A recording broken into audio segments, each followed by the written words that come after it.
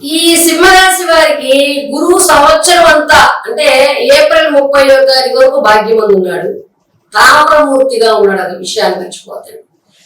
తలాది సంవత్సరం అంతా కూడా రాజ్యంలో సువర్ణమూర్తిగా అంటే ఏప్రిల్ 30వ తారీఖు వరకు సమయం సరిగ్గా లేదని అర్థం చేసేసుకోండి. శని సంవత్సరం అంతా సప్తమంలో ఉన్నాడు. ఎలాగా? లోహమూర్తిగా ఉన్నాడు. రాహుకేతువులు సంవత్సరం అంతా 8-2లో ఉండి తామరమూర్తులుగా ఉన్నారు. అంటే రాహుకేతువుల యొక్క బాధ ఎక్కువగానే ఉంది, ఈ యొక్క శని ఫలితం కూడా తక్కువగానే ఉంది. కాబట్టి కొంచెం జాగ్రత్త తీసుకోవాలి. అలాగే సంవత్సరం అంతా గురువు పాపి, వచ్చరం అంతా శని రాహుకేతువులు శుభులు.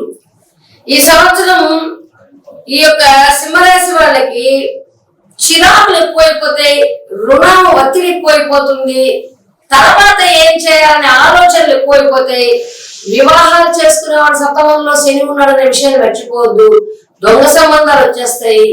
వాటి ఇష్టపడి చేసుకునేవాడు ఆలోచించేయండి, లేదంటే కోర్టులు కేసులకు వెళ్లాల్సి వస్తుంది. కాబట్టి ఈ సంవత్సరం అంతా కూడా విద్యార్థులు కూడా చంచలమైన మనసుతో ఉంటారు. నిరుద్యోగాలు ఎక్కువగా ఉండి ఆ ఉద్యోగం దొరకక క్రమశిక్షణ లోపించి ఇబ్బందులు పడే అవకాశం ఎక్కువగా కనపడుతుందని ఒక మాట చెప్పారు. కాబట్టి ఈ సంవత్సరం అంతా ఎక్కువగా ఈ యొక్క సింహరాశి వాళ్ళు కుజుడికి శని రాహువులకి ప్రతికూలంగా ఉన్నారు. కాబట్టి వాళ్ళకి కొంచెం మనం సుబ్రహ్మణ్య స్వామి పాలాభిషేకం, రాహుకేతువులు అంటే కాళహస్తిలో రాహుకేతు పూజన చేసుకోవచ్చు, లేకపోతే దుర్గాదేవి వినాయకుడినైనా పూజించుకోవాలి.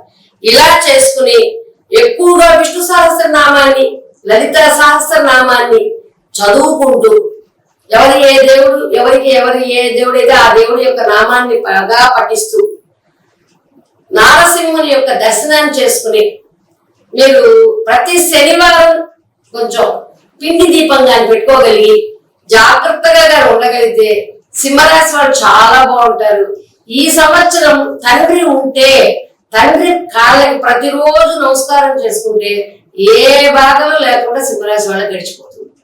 అలాగే తండ్రికి మీరు ఉద్యోగాలు చేసిన వాళ్ళైతే తండ్రికి ఏదైనా బహుమతి ఇవ్వడం, తండ్రి లాంటి వాళ్ళకి పెదనాన్నలకి వాళ్ళకి బహుమతులు ఇవ్వడం, వాళ్ళకి మంచిగా ఆహారాన్ని పెట్టడం, వస్త్రం లాభం, అలాగే ఏదైనా బంగారానికి సంబంధించిన వస్తువులు ఇవ్వడం చేస్తే మీకు ఒక్క బాధ కూడా ఉండదు.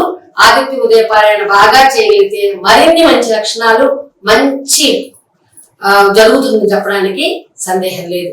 సర్వే జన సుఖినో భవంతు. ఇప్పుడు నేను చెప్పిన భావాలని, నేను చెప్పిన రాశి ఫలాలని మొత్తం అలాగే ఉంటాయని భావించకుండా మీ జాతక చక్రాలను బట్టి కూడా మీరు చేసే దానాలను బట్టి, మీరు చేసే క్రమశిక్షణని బట్టి, మీరు చేయగలిగే సహాయాలను బట్టి మిగతా మీకున్న ప్రభావాలన్నీ కూడా బాధ ప్రభావాలు ఏమైనా తగ్గడానికి, అలాగే మీ జాతక చక్రంలో మంచి దశ జరుగుతున్నప్పుడు, మంచి ముక్తిలో ఉన్నప్పుడు ఇటువంటి బాధలు కనబడకుండా ఉండడానికి చాలా అవకాశాలు ఉంటాయి. కాబట్టి ఒక్క జాతకాన్ని విశ్లేషణ చేయాలి అంటే మీ జాతక చక్రంలో ఉన్న భావాలతో పాటు గోచార భావాల వరకే మేము చెప్పగలుగుతున్నాం. కాబట్టి దీన్ని చిన్న చిన్న పరిష్కారాలతోటి పూర్తిగా నయం చేసుకోవచ్చు అని చెప్తున్నాము. ఆ నయం ఎలా చేయాలి అంటే పక్క మనిషికి సహాయం, పక్క మనిషికి ఓదార్పు చేయగలిగితేనే అమ్మవారికి పాలాభిషేకం, శివుడికి శైలాభిషేకం అని మేము చెప్పిన దానికన్నా ఎక్కువగా మీరు సహాయం ఎంత చేస్తే, ఉన్న వాళ్ళకి గది లేని వాళ్ళకి చేస్తే మీకు అంత ఫలితం కలుగుతుందని చెప్పడానికి నేను సందేహం లేదు. కాబట్టి మీ అందరికి మరొక్కసారి ఈ యొక్క క్రోధినామ సంవత్సర శుభాకాంక్షలు తెలుపుకుంటూ నమస్తే.